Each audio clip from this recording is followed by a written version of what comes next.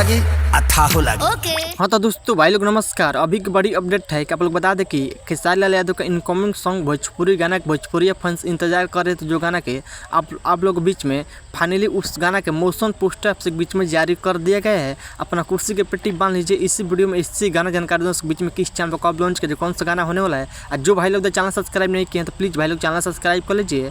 आप लोग मेरा सपोर्ट कीजिए, आप सब बीच में ऐसा अपडेट मिलता रहेगा। चलिए बात करते हैं खेसारी लाल यादव का जो गाना इनकमिंग सॉन्ग भोजपुरी गाना आने वाला है, जिस गाना का टाइटल है यादव जी के झंडा 2। यादव जी के झंडा 2 ये गाना भोजपुरी फैंस इंतजार कर रहे थे, तो फाइनली आपसे बीच में मोशन पोस्टर जारी कर दिया गया है। यादव जी के झंडा 2 आप जो भाई मोशन पोस्टर नहीं देखें तो जाइए west Bhojpuri YouTube channel motion poster जारी कर दे। क्या कमाल का मोशन पोस्टर बनाए गए हैं। इस सॉन्ग को गाए यादव जी के झंडा 2 खेसारी लाल यादव साथ में सेल्फी राज ने गाना गाया। डोट गाना होने वाले इस सॉन्ग को लिखे हैं कृष्णा बेदर्दे और म्यूजिक दिए विनय विनायक जी म्यूजिक संगीत से हैं। बहुत बेहतरीन कमाल का जबरदस्त गाना होने वाला है। और इस वीडियो में देखने को मिलेगा यादव जी का झंडा 2 यानी कि hit machine trending star Khesari Lal Yadav और साथ में कोमल सिंह वीडियो सॉन्ग देखने को मिलेगा। बहुत बेहतरीन जबरदस्त गाना होने वाला। जाइए मोशन पोस्टर देखिए भोजपुरी यूट्यूब चैनल पर।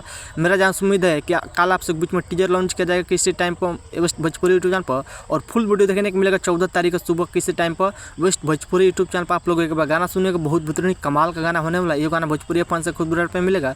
जो गाना 1 का दुरार प्यार दिए, ये 2 को दुरार प्यार दीजिएगा। आप लोग देखिए सारे अपडेट वीडियो को लाइक चैनल सब्सक्राइब करना। बस वीडियो में इतना मिलता है, धन्यवाद।